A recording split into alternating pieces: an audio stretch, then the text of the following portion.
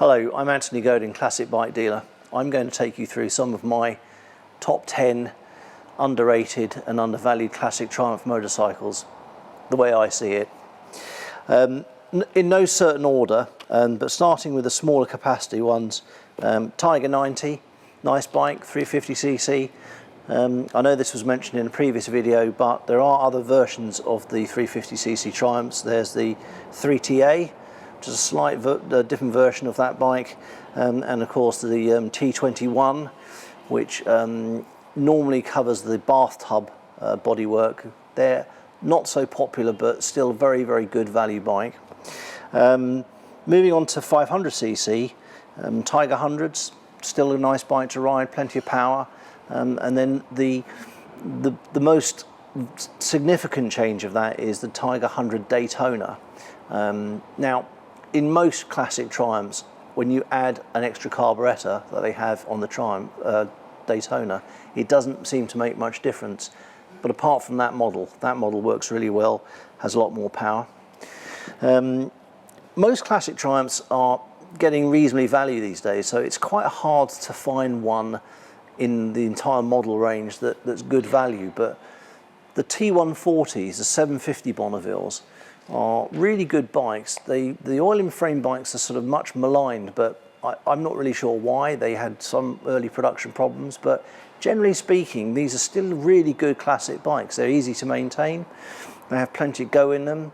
In some ways, they're slightly better because they've got better brakes and better ignitions. They are still good value compared to a lot of other classic Triumphs.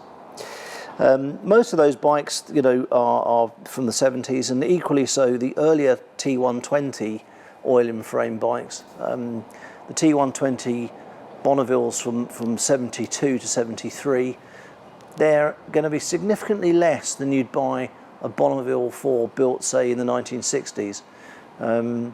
Still very nice bikes, have a rather quirky 70s styling of their own that I think is coming into fashion a bit more.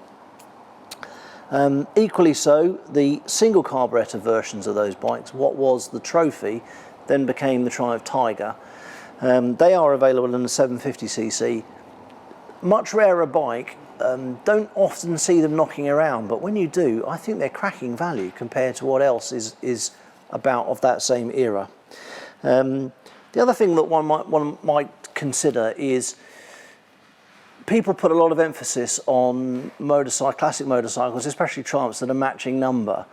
In real terms, it only takes a difference of value of about £1,000, and the non-matching number bikes are still going up by the same increment. So if you really want to find a classic Triumph that you really want to have, a Bonneville of some description, try and find one that doesn't match, because you will pay a lot less for it and it's still the same bike. There's no reason why you can't enjoy it and have much fun with it as everything else. Moving on from that into the 80s sort of era of Triumphs, the John Bloor era, those bikes are not quite as popular, but are cracking value by comparison to some of the other stuff that came later. The engines was built by Cosworth, so it had loads of power. So I'm talking about things like Speed Triple, the Trophy that they built in that era. Really nice motorcycles, actually really well built as well. So a lot of the examples that you'll find now, they might be slightly higher mileage than you'd want, but very, very good bikes. And then, of course, you've got the 955 Daytona. Now, that was a completely new engine revision. I remember selling them when they were new.